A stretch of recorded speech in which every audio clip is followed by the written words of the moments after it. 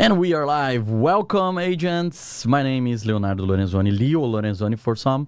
I'm the still new ComDev from the Division 2. This is my second stream. But I'm here with a veteran from the community, someone that you guys know for a long time, the creative director, Yannick. How are you doing? I'm doing good, and like you're not new anymore. When it's your second stream, Yeah, you're already a veteran. You went through the trials of fire. So we have some new people in our staff today, so I can consider this a new another opportunity for new people to show up in the Division stream.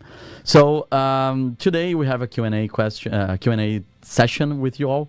We ask for some questions in our Twitter and our X. Actually, I need to remember that the platform has a new name, Discord and in our social. So you guys send us some questions that we will try to answer the majority of them today. Also, we are going to pick some questions from the chat. So if you have questions that we are not covering, topics that we are not discussing here, please make sure to drop on your questions in our chat, and our team will select them so we can answer them later. Also, we have some special guests today, like just some small participations of some people who submit their questions through video. So this is the funnest possible Q&A session we ever had, because we need to make sure that we are answering questions but trying to give something cool for you to see as well. So I like Q&A because I don't have to do anything. I'm just sitting here and I'm just going to try to answer questions the best way I can. I don't even have to play and have people mock me for my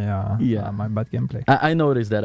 But also, you notice what, my bad gameplay? Or? No. I noticed how nervous you are when you're trying to play and answer questions at the same time. I think I heard that you said you noticed my bad gameplay. Well, say goodbye to Leo. 2 streams. That was a good streak. Sorry. See you later. But we are 6 days away from Brooklyn. That's an important point in our trajectory. So far in our journey, we are about to release a new DLC after so long time. We're about to release the first season of Year 7. It's an important moment for us, and we try to cover the most questions we got from these specific topics. Obviously, we're going to cover some generic questions as well about the game, or other aspects that it's not related to seasons or the new DLC. But I think what's the most important is that we try to get the questions that were most frequent, or that are going to talk about aspects of the 2 features that we want to talk as well. We want to make people aware of.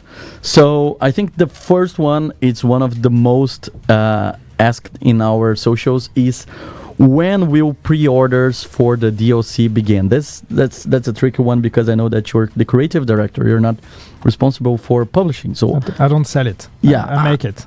If you allow, I can answer that. So let's start this Q&A with me answering. Actually, the DLC will not be available for pre-order, because this is not the way that DLCs works here. The DLC will be available for you to buy on May 27th, 8 a.m. from Central European Summertime.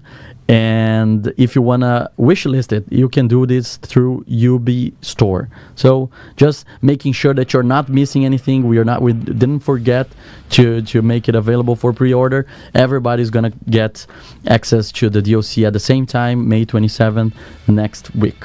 All right? Second question, Yannick. Does the Day 1 physical Gold Edition include the Brooklyn DLC, considering the new Gold Edition has different content? That one is for me? Okay. I want to know if you know that. The answer is no. If you bought the Gold Edition back in Day 1, you will not get the DLC included for free. Only the new Gold Edition will include it. So you will have to buy the DLC separately. Awesome. Next question. Will Brooklyn be like Warlords of New York originally and lock us into the location until the story is completed, or we will be able to travel freely between Brooklyn, Manhattan, and DC?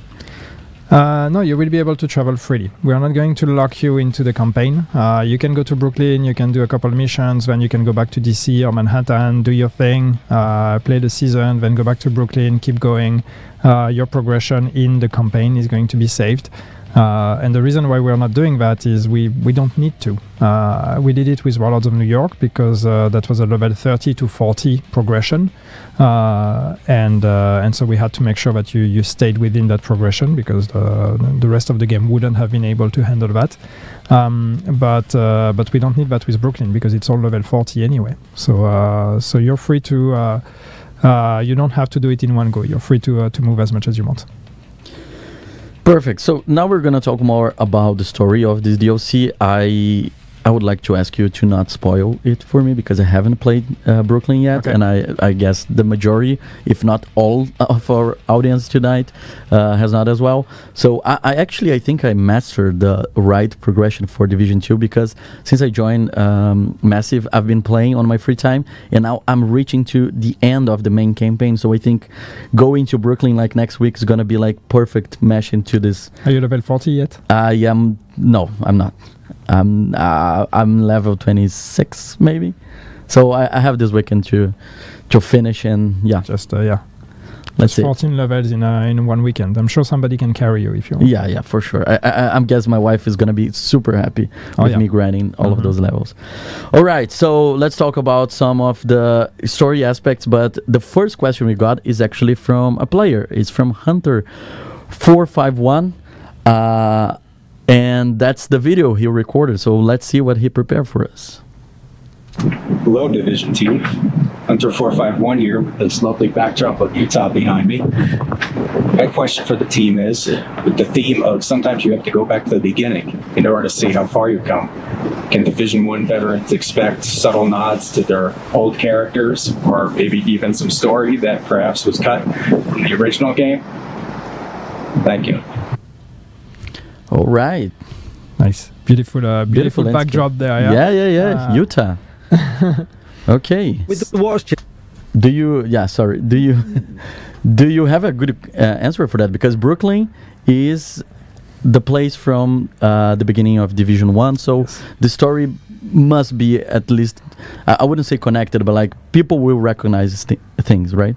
Yeah, I mean it's we're going to Brooklyn for a reason. It would be a missed opportunity to go to Brooklyn and not have any references to Brooklyn as we knew it or last time we saw it. So I'm sure you all know that, but Brooklyn was where the adventure began in the Division 1. This was the tutorial area in Division 1, and that part of the map is it exists in the Brooklyn DLC. We rebuilt it. We've remade it entirely.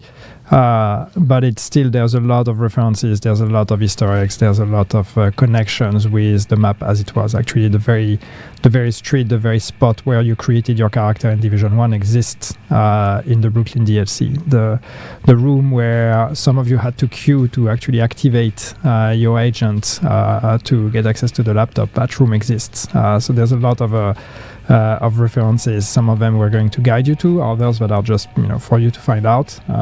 So there's you'll find a lot of those. Cool. And the first question we got from this section that is not a video is: will the narrative events introduced in Brooklyn continue to play a role beyond this DLC? Can we expect a long-term expansion in the game world? I mean, it's so. Brooklyn is an isolated story, and it still takes place in the same timeline. It still takes place, after the events of season 3 of Year 6 season 3. But that being said, it is a disconnected story, but it is still the same characters, it is still the same world, it is still the same events. So I don't want to spoil too much, but yes, there are connections, there are references you will understand if you've played the seasons. The idea is the story should be understood even if you haven't, but if you have, you will be able to go a few layers deeper and understand even more. And ultimately, yes, this converges and it reconnects to the greater story. Yeah, the next question I have here is: will the story in Brooklyn tie into the seasonal manhunts, or is it a standalone? You kind of answered that as well. Yeah. But I think it's also an opportunity we have here to discuss how everything is kind of connected in the same time. Like May 27, we will not just bring Brooklyn, but we will also bring the new season called Crossroads, and we're gonna have a lot of features that resonates about Brooklyn and the old days in Division 1. So I think it is a separate story, but also it's much more because it's connected to a bigger thing, right? Yeah, I mean, it's you re-experience. I mean, throughout the entire update and season, you will re-experience things from Division 1, and that's also kind of why the season is called Crossroads, because this is the convergence of the old and the new. So we have the Brooklyn experience. It's a transformed Brooklyn. It's a completely new story, a completely new space, but it still has the footprint of what Brooklyn was in Division 1. The season modifiers, as you know, are also inspired by Division 1 mechanics, but yet it is modifiers, it is new experiences for the game as well. So it's really trying to nod at our history and our legacy, but also look towards the future. And there's a really bright future ahead of us. Exciting. Talking about the past and a little bit about the world designing and how we built it, the question is, was Brooklyn built from scratch or on top of the existing Division 1 map? Yeah, I think I touched on that, but no, it was rebuilt from scratch. So I mean, we took the Division 1 map as a reference. We wanted to make sure we have the same streets, we have the same buildings, we have all of that, but we had to rebuild it because it's a different version of the engines, different metrics, everything is different. So we can't just copy paste something from Division 1 into Division 2. It was easier and faster to rebuild it. Now I just want to be clear, the map of the DLC is not just the space of the Division 1 map, because I've seen some people commenting on that. It is bigger than that. So we've added on top of it. So it's not just the space you explored in the first game. There is more streets and a whole other name zone also to explore. Awesome. Yeah. This question, I know I've been here just for a few weeks, but I know that people really like this one. Is the Brooklyn DLC going to have dynamic weather like rain, dry weather, and snow? That's a nice, elegant way to try to to put the snow question in there. Brooklyn is set in autumn, so there is dynamic weather in the sense that there is rain, there is sun, there is fog, there's weather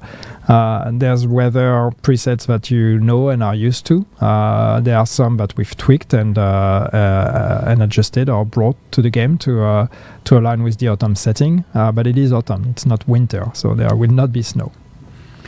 Okay, another question that I've seen a lot as well. Is there a land connection between Brooklyn and the downtown areas? So can people go to New York?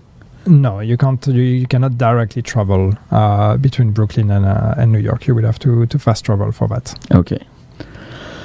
Next question. Are there any plans to make proper use of the Brooklyn map after we finish the storyline, such as daily, weekly projects, invaded missions, etc.? So I think about the replayability of the DLC, right? People will purchase the DLC next week and they will speed run the campaign, what we can offer to them later. Yeah, there's a lot of replayability in the DLC. First, excuse me. When you finish the story, there's more to unlock. There's more exploration. There's collectibles. There are world bosses. There's a hunter. So there's a lot more to discover and to unlock if you want to complete it 100%. But after that, there is replayability in a sense that you can replay the missions. We talked about the world missions, which is our new version of side missions, are replayable. They are replayable with difficulty settings, so that you can do. We also have targeted loot that is actually added there. So that's going to be interesting, especially with the world missions, because they are bite-sized, very short. Especially in replay, they are probably going to get shorter and shorter as people get more used to speed running them. So that's going to be probably a very efficient way to get targeted loot. And then that's also going to be, if you own Battle for Brooklyn, that can be integrated into the rest of the experience. For example, you will have or you can have priority objectives in Brooklyn. So if you want to play and grind in Brooklyn, you can do that. Now we're not going to have invasion as in the Washington map. That's not something we're planning to bring, but But there will be the systemic replayability that you can expect from the game. The open world also has all the living world systems, and then depending on how it goes, we could potentially expand on that and add more things to Brooklyn if people really want more reasons to come back to that map. All right. Now the question is, we will see a new incursion coming as an off-site mission in Brooklyn later on? That's not the plan. And if we were to do another incursion, I don't think we would necessarily limit it to Brooklyn, but be more interesting to have something that is available to everyone. But we're not planning a new incursion right now. Okay. We will see more than one exotic item in Brooklyn? No, we've just made one exotic item. We don't necessarily want to have too many exclusives behind what ultimately is paid content. We made that one exotic item because we thought that was a fun opportunity also to have something that is thematically, gameplay-wise related to the DLC itself. It's very much about status effect and fire and how do you fight fire with fire. So it made sense, but we don't necessarily want to add more than that. All right, so now we're going to talk about the level 40 boost, because that's a big topic that a lot of people have been discussing. Obviously that we're going to touch the topic of scavenging points later on, but the level 40 boost had raised a lot of questions, and I'm going to make them for you now. Yeah. Is it unlimited use? So can I do more than one? Well, if you own the DLC, yes, you can. Can I use in 4 characters? You can boost as many characters as you want. You can create 4 characters that are going to be level 40. You can just delete them, create new ones. So yeah, it's unlimited. Okay. When boosting to 40, does it unlock all weapons mod blueprints as well? Well, you will have to get them. Okay. You're not going to get them directly. Will the level 30 boost still exist? Yeah, it still exists. So we're not removing it. It's part of the Warlords of New York experience also, because Warlords of New York still has a level 30 to 40 progression. So we are not removing it. What's the value of boosting to 30 if you can boost to 40? I don't know, but there's no reason to remove it. Okay. Will there be an option screen when create a new character to boost or play from scratch? Yeah, I mean, when you create a character, it's the case already right now. And like when you create a character, you can choose between starting from the Washington DC campaign or play the Warlords of New York campaign. If you choose Warlords of New York, you will directly start at level 30. So here it's going to be the same. We just add the third option. So you can choose to start your character directly from the Brooklyn experience, and you will be level 40. Otherwise, when you're in game, if with your existing character, if that character is not level 40 or not level 30, if you go to the helicopter pilot and decide to say that you want to play Brooklyn, then we will ask you, are you sure? If you go there, you will be boosted to level 40. Yeah. So that's your choice. All right. What's the next one? What if characters is already in progress? How will they choose to boost to 40? Well, that's as I said, you will go to the helicopter pilot, and there you will get the choice. Do you want to go to New York and play Warlords of New York? Do you want to go to Brooklyn and play the Battle for Brooklyn? Yeah. And once you choose that, then we will give you warnings that you're going to be boosted to 40, which means also that there might be some content you will not get to experience, because some of that is connected to the progression. Not in Brooklyn, but in the rest of the game. But once you've confirmed, you will land in Brooklyn and be level 40. Okay, talking about progression, if a player wants to experience the story chronologically, what path do you recommend? Well, I mean, start from the base game, play all the missions, play the invasion, then play the episode missions in the order, and then Warlords of New York, and then Brooklyn. So pretty much the way that we released. And if you have time, play the climax missions in between. But takes a lot of time. But if you really want to re-experience everything, that would be the correct way to do it. All right. Now talking a little bit more about gameplay. Will any of the new missions have legendary difficulty? If not, is it possible for the future? No, they will not have legendary difficulty. They have, the regular difficulty settings. As to adding more legendary, and I think that's not just for Brooklyn, that's for the game in general. That's not off the table. We just need to find the right way and the right time to do it. But that's something we're interested to explore. Now, a question that I got a lot in our forums, and also I've been seeing in the chat as well. Given that we're returning to Brooklyn, will the Lexington be brought back for players who miss it? Maybe. Okay. Maybe not Brooklyn itself, but yeah, we may bring it back here. Okay. What can we expect from this DLC that the first one in New York didn't have? That's a very big question. How many hours do you have? No, I mean these are two very different. These are different things. It's a new story. It's a new map. It's a new setting with Autumn. There's some new gameplay ingredients. You have a new skill. New York had new skills as well. Brooklyn has a new one. It's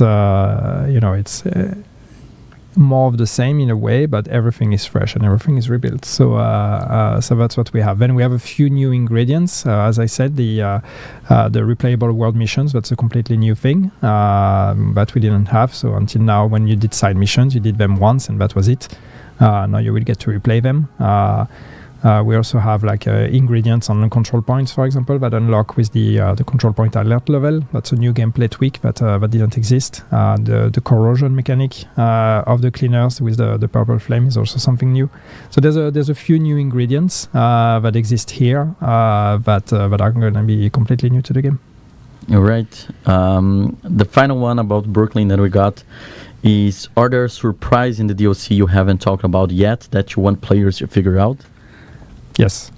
I think, if we haven't mentioned yet, it's because we really want you guys to go there. So yeah, there's the surprise about. Then it's not a surprise. There are some, yes. Yeah, no. I saw some people saying that those are not real questions. All of those questions are real questions that we got through the forums. Obviously, a lot of them I had to rewrite in a way that it's presentable for a Q&A, because sometimes people would put says no when, But the idea here is that we got a lot of questions from the community, a massive amount of questions.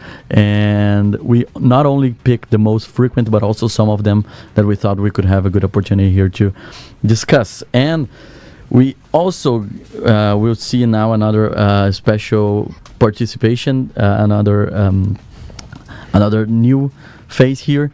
That's actually we got all types of questions, and I think this video pretty much summarized the type of questions you got. So yeah, check this out.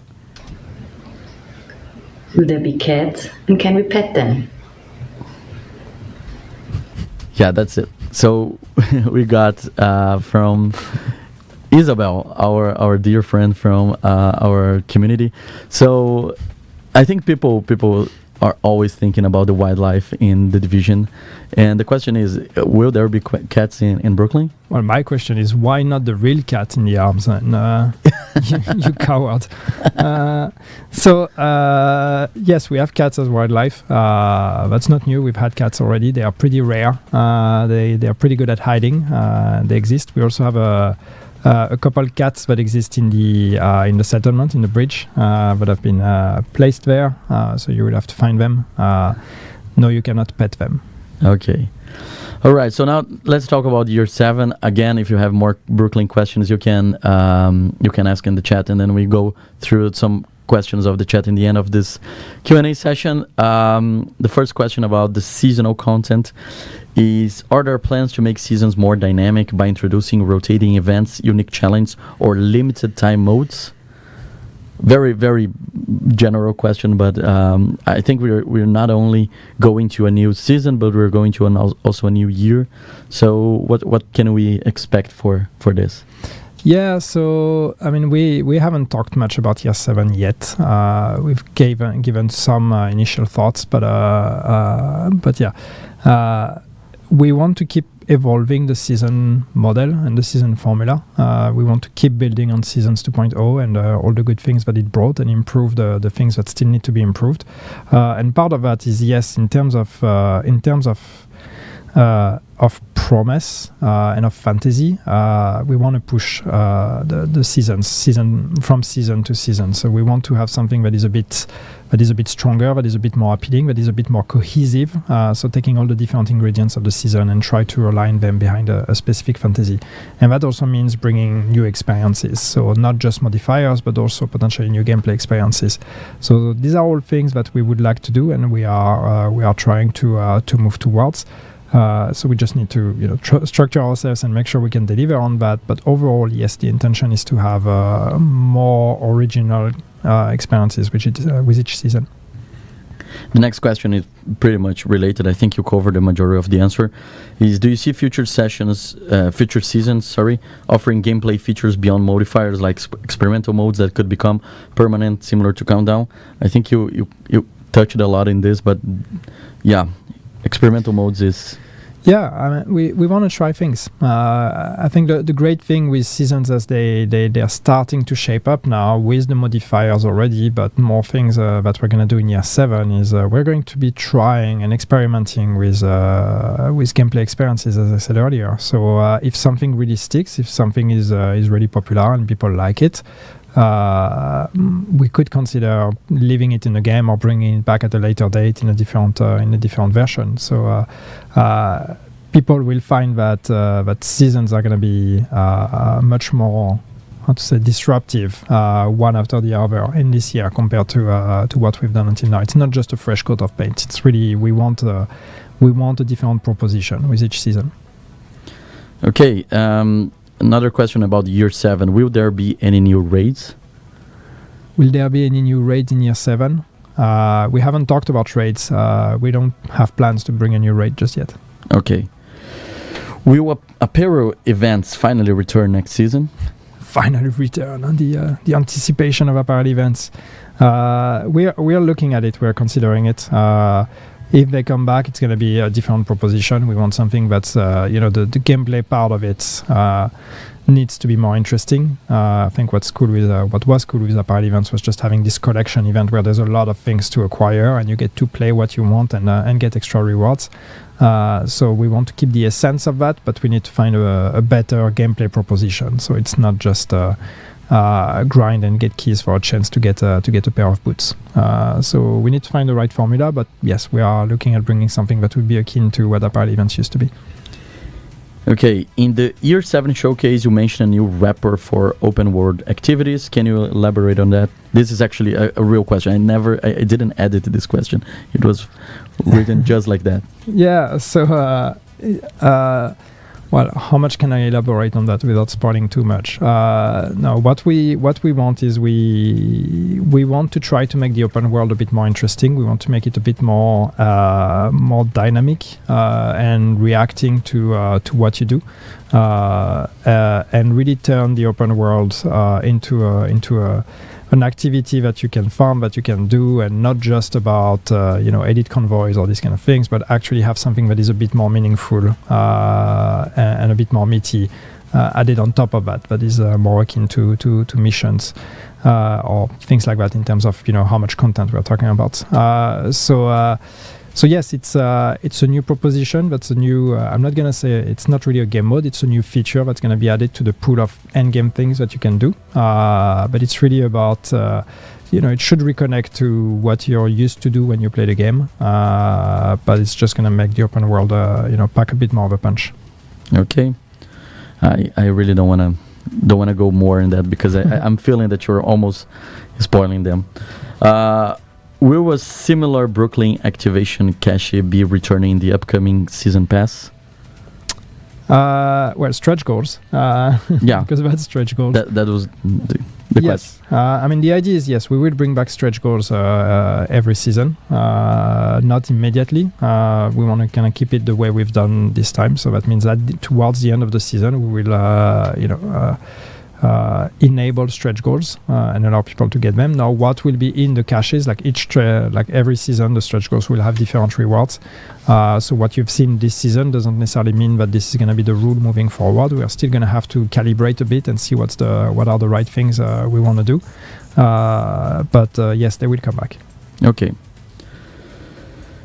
Going out to talk about more gear and gameplay balance is Tinker in the season pass or in a climax mission? So I think people really like that during the PTS.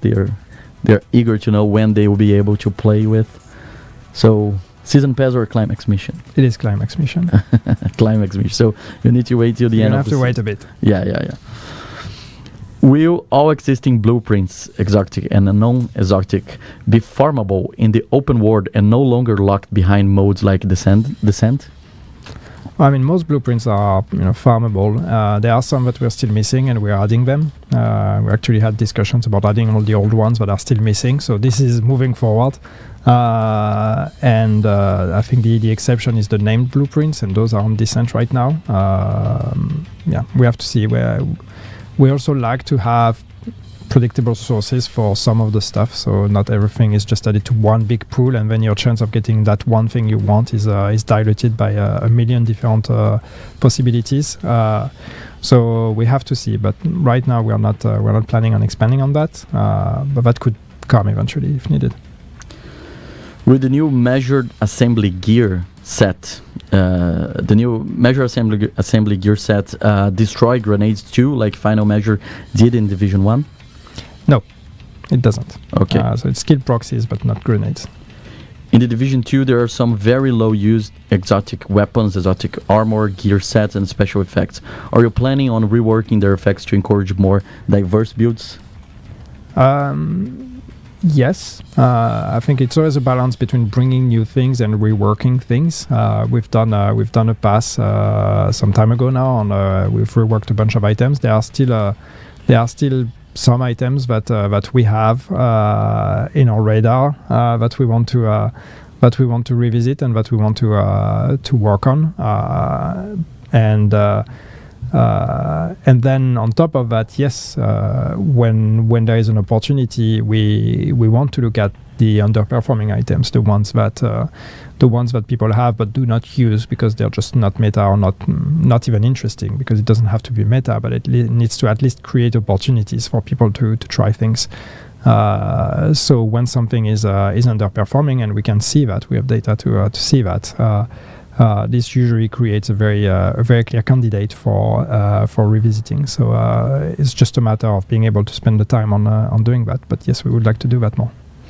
Then the next question actually is also about meta, but this is something that I think this is the question I got in the list that better summarize a lot of other questions that were related about the meta. The question is, will TTK time to kill be adjusted? Each update brings more damage increase, but they haven't been significant survivability or healing change. So people in different types of questions, they ask about this topic, how much of damage we are putting on the meta and how we are missing armor and health. Yeah, so I don't think the issue is time to kill. The issue is difficulty. There's two elements. There's one element is that, yes, of course, as usual, most of the time damage is the meta, and we need to make sure that we have alternatives, we have options, we have roles. We are working on some ideas to do that. And then difficulty, when we're talking about always adding more damage, and then how do we bring difficulty? We need to look at that. We have some thoughts. We have some things that we're working on that are here to actually bring in more difficulty. Master was one way to do that. It's not necessarily still to the level of difficulty that some people want, but I think we found a correct balance between something that is challenging but that is still achievable by a greater number. But that being said, there's opportunities for more difficulty, more challenges, because yes, we've been giving a lot of power to players, and we need to make sure that the game remains fun and challenging for everyone. So then we need to bring in a new layer of difficulty for players. All right, and the last one before we're moving to the whole scavenging points topic. Have you considered adding hunter outfits to the store? We've done that already. We are doing that. We are bringing hunter outfits. We don't necessarily want to do that too much because how many times can we do a hunter outfit before it starts becoming boring, and we don't want everybody to look like a hunter. That being said, we know people love them. We enjoy working on them as well. So yes, we've done it and we will keep doing it. Okay. All right, so now we're going to talk about scavenging points. I think that's a big topic that we release the dev notes. We're trying to address and make the communication the most transparent as possible, understanding that you guys are eager to know how it actually is going to work, understanding that it's an ongoing process, that we need to perform a lot of fine tunes in tweaks in how we're doing that. And we got some of the questions that you mentioned about scavenging points here. Let's try to use this as more one opportunity to explain why we're doing or what's the direction we're trying. But actually, who is going to make the first scavenging points question is our dear friend DJ Tickle from the community. So let's see his video. With the watch changes that are coming on the 27th, the value of the resources you can get with each scavenging point are being multiplied by 3. Does this include field recon and SHD calibration? Can you tell us about any of the other economy updates that are coming soon, and how does all this affect our hardcore characters? All right, so yeah, basically question about how it's gonna, first of all, how it's gonna affect the hardcore questions, hardcore characters, because I got this question a lot as well. I think this is a good opportunity to address it. Yep. Well, I mean, hardcore characters will have their own pool. So if you have hardcore characters, they will not share the pool with the scavenging points of the other players, and you will be able to share that between your hardcore characters, but not directly with the other characters. So it's a very completely isolated pool. Yeah. So if we have, let's say, I have 4 characters, 2 are hardcore and the 2 are not. It's just 2 separate ways of using. Yeah. And how about the resources? Are they going to be shared? Resources are shared for the most part. There are some that are not. Yes, economies like currency and these kind of things. But the ones that are shared, they're shared between characters. They are not shared with hardcore characters. But in between characters they are. And once again, if you claim the point on one character, the materials you're going to get will be shared with the other characters as well. Okay. The next question is about the new resource values for SHD points. So as we released on the dev notes, we're multiplying all the resources you can get with the scavenging points by 3.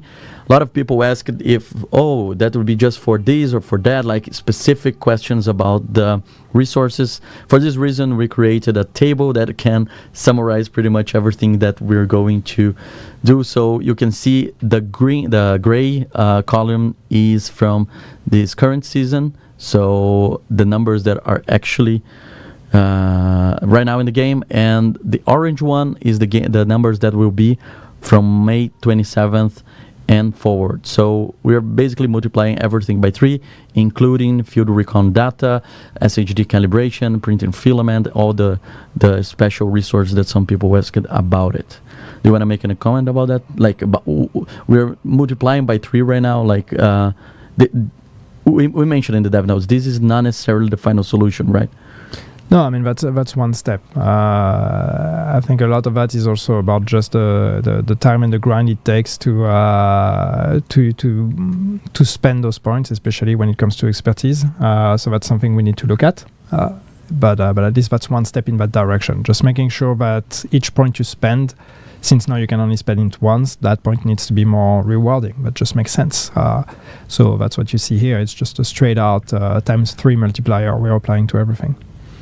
Yeah, we got more questions about the scavenging points here. Some of them, like, we try to make very clear what we're going to do, but obviously people think and ask and are unsure about other aspects of their experience. So I probably know the answer for those, but let's go through them either way. So there's a community concern around the SHD watch and scavenging points. Will there be a proficiency reset or talents reset, or any weapons be nerfed because of that? No, we don't plan any changes because of that. So there's no reset that is planned. There is no proficiency, no talents reset. We're not planning to rework anything based on that. If anything, as I said, it's probably more about eventually down the line to look at the economies and the time it takes to get upgrades, to be able to invest those materials in the as I said, in expertise, in optimization, in crafting in general. So that's something we would like to look at, but it's we're not planning on resetting anything. Okay, and are you planning to make character-specific materials account-wide for example, money, water, food, components, since most other resources are already shared. So we need to discuss it, and we need to understand why they are not right now. To be honest, from top of mind, I cannot tell you if there's a design reason why they shouldn't. If there is no good design reason outside of, well, that's just the way it was, and we've never looked at it, then we should look at it. Yeah, right. So these were the section that we covered, the scavenging points. Make sure that you can spend all of them before May 27, because when the new updates happen, we are going to overwrite your points and gonna give you back 100% of them. So just make sure that you spend them. You can farm in the old way, but you can spend them before May 27. Some people ask, I'm gonna just jump on one of the chat questions. When are we gonna be able to play Brooklyn, and when it's gonna happen? It's May 27 at 8 a.m. Central European Summer Time. All right, so we got just a few questions now out of those topics, and then we go to the chat. One of them is something that I also spot on the chat as well, is about the Twitch drop. So when people will receive their rewards for the Twitch drops. We know that we got an issue with the last Twitch drops campaign. We are not happy with that. We are still investigating how we can make sure that the right people can get rewarded for that. But in worst case scenario, if we cannot find any good solution, we're just gonna make something to make very generous to make the community happy. We're not going to prevent you from getting what you wanted. So we are still investigating, trying to make sure that we're exploring all the options, but obviously we are not going to just make people forget about that. We are aware that we need to fix it, and we need to compensate for that as well. Okay, another question that I also saw in the chat as well is, will you be removing the 999 exotic components from players who receive them via the glitch?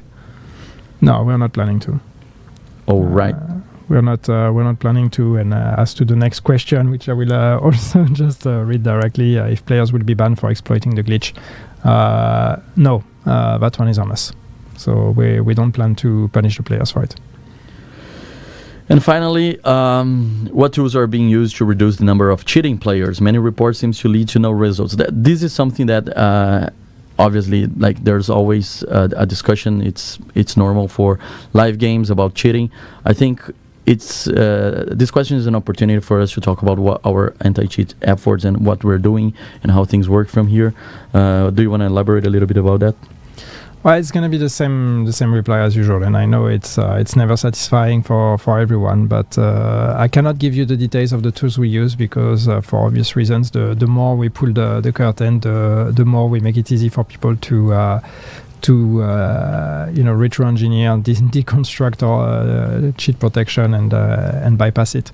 But yes, we have a combination of cheat prevention, but does not allow people to actually use cheat engines in the game. That doesn't block all of them, but that blocks a bunch. And then we have our own detection tools that also allow us to see when people are cheating.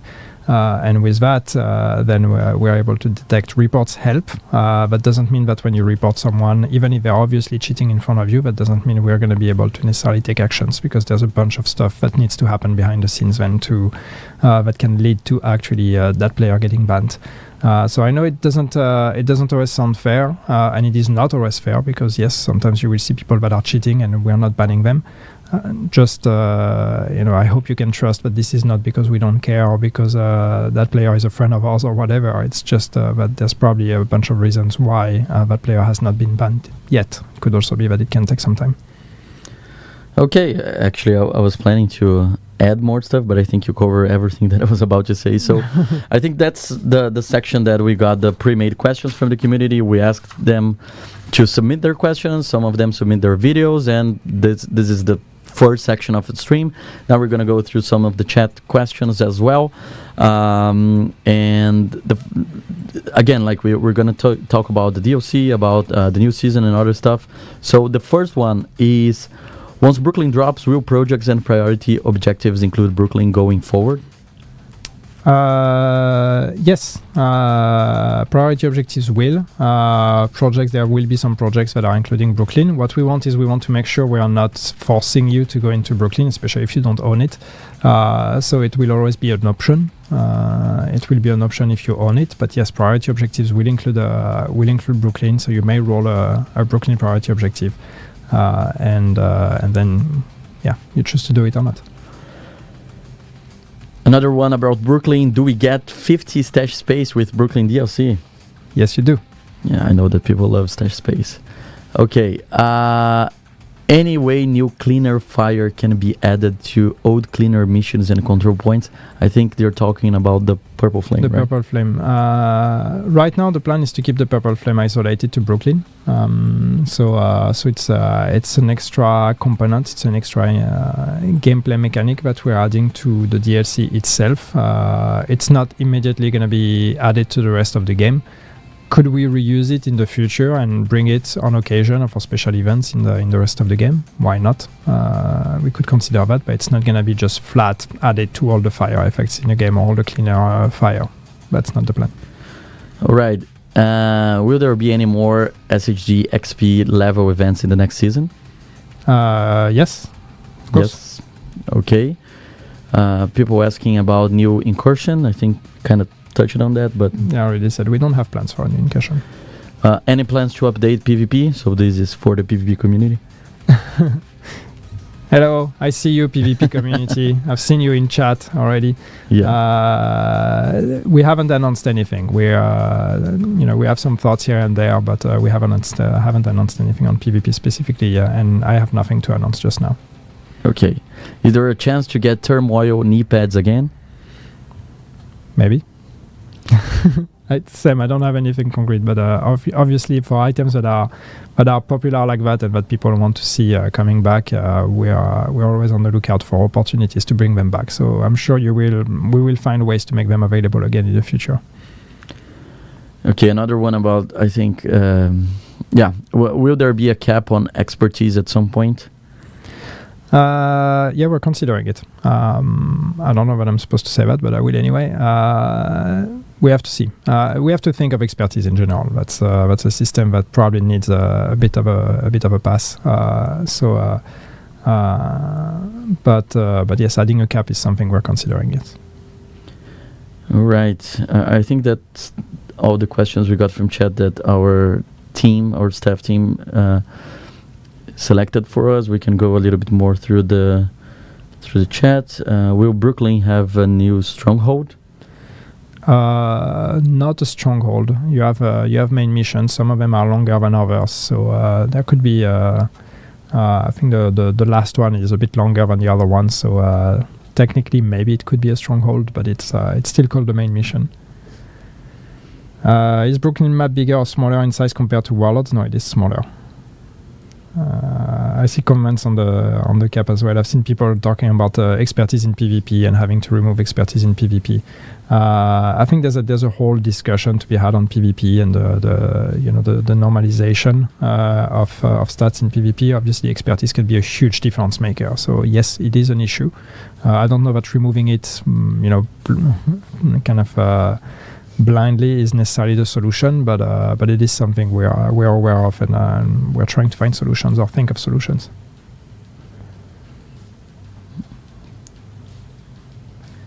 Going through the chat now, I'm trying to see a lot of questions that we already covered. More loadouts. I see people asking for more loadouts. It's Sam. I don't know if we will do it, but it would be nice. Yes, I agree.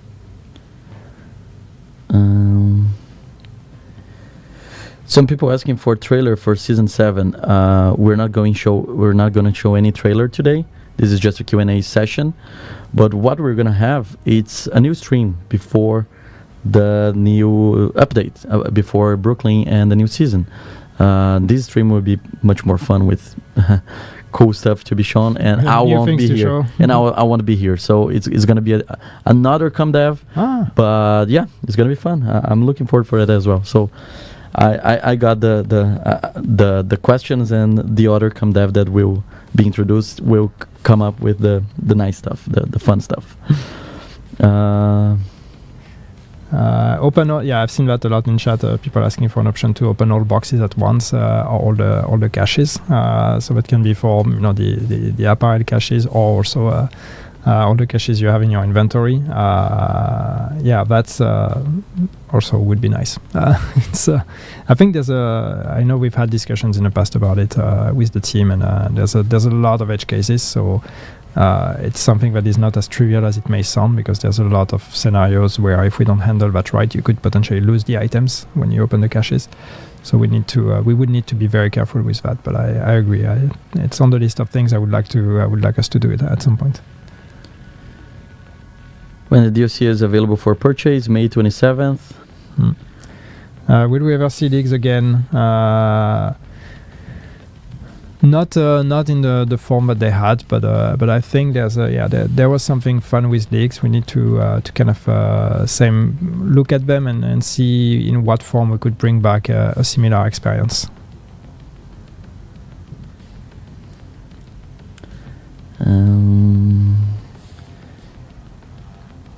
What else? Lexington, and everybody is asking for Lexington. Yes, we know you like Lexington. We this was one of the questions as well, like that we had before. Yeah. So we covered that as well. I'm trying to think about to look for new questions. Any chance of change to descent? Question is gone, but then the rest of the question was about being able to come back to your session after a delta. We don't have plans to change descent at this time. Bringing a save system to descent, it would be a big ask. So it's not something that we could easily achieve, unfortunately. Trust me, we've looked at it a few times. Unfortunately, it's a really big one, so it would take a lot of work to do. Not something we want to prioritize right now.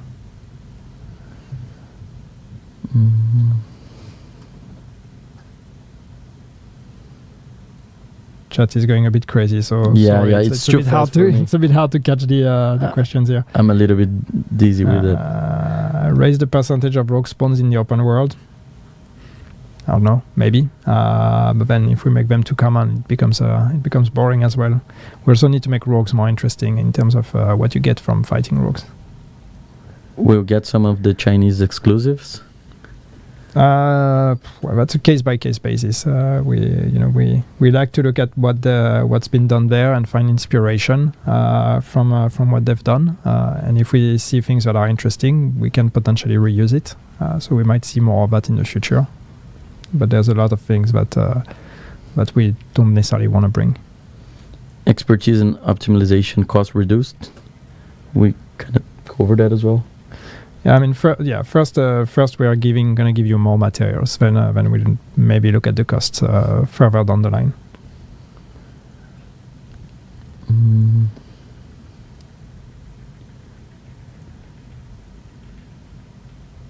I see a lot of survival questions, so I'm not going to ignore it. We don't have plans to bring back survival. I've said it a million times. Yannick, your favorite meal?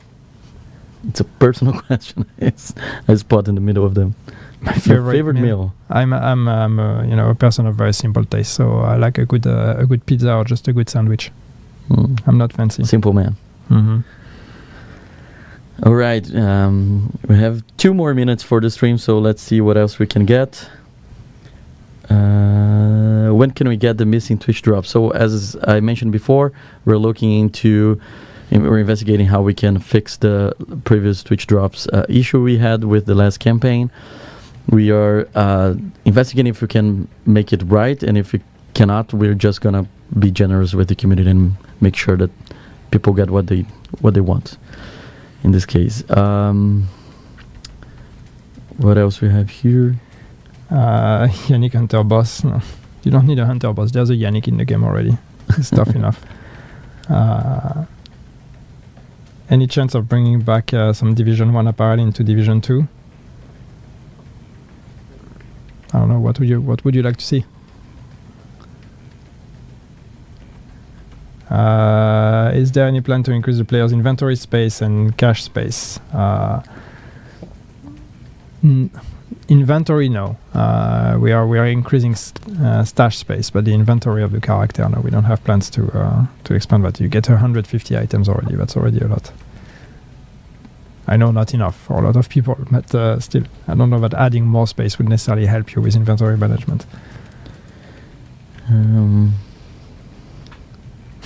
Dino outfit. Someone asked for Dino outfit, and it's not digitical. I'm surprised. No.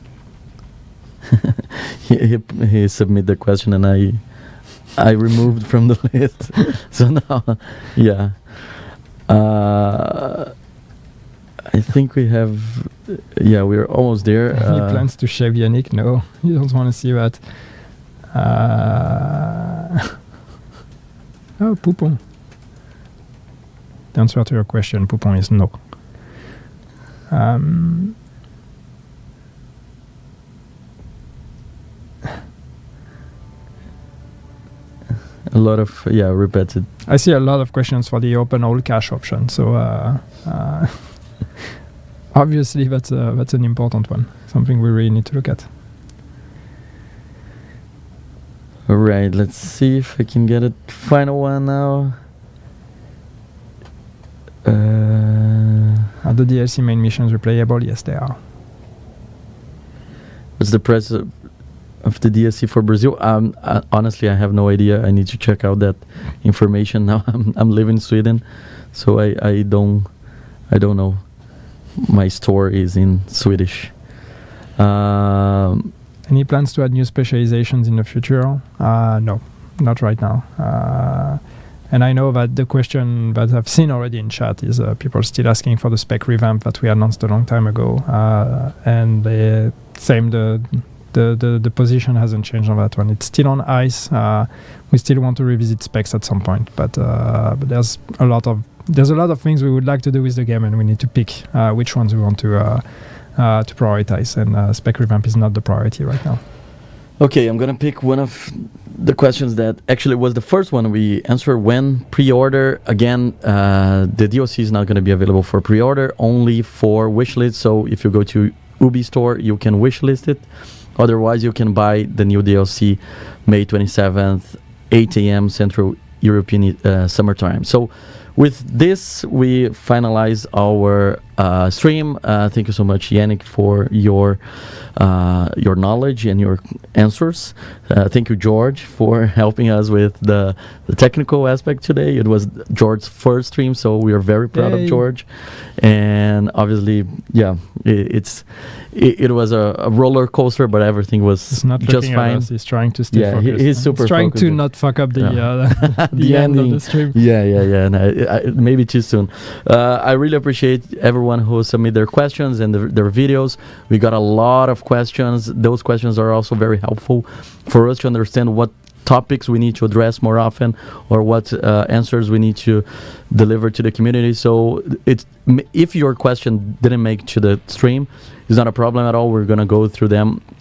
Either way, we're gonna try to identify points that we can be more transparent, or we can be more frequent in our communication. So I'm super excited. Only 6 days until we go to Brooklyn. We have season Crossroads. It's just 6 days. Oh my god. I'm so looking forward. It's been such a long time. I know that a lot working on this for a long time. Yeah. And the Crossroads season as well will come with a new year 7. So we're going to have another stream, like I mentioned before, another stream that we're going to show more stuff that are coming. And this stream is not gonna be hosted by me. So I wish you all, since you've been super gentle to me, super nice, I wish you all to I'm asking you all to also be like this to the new person who will become here in the next stream. But other than that, I'm super happy. I'm super excited about everything that we are preparing here. I'm happy to see how much engagement we got. And yep, agents, it's almost there. Thank you so much for your audience. Thank you so much for your questions. I'll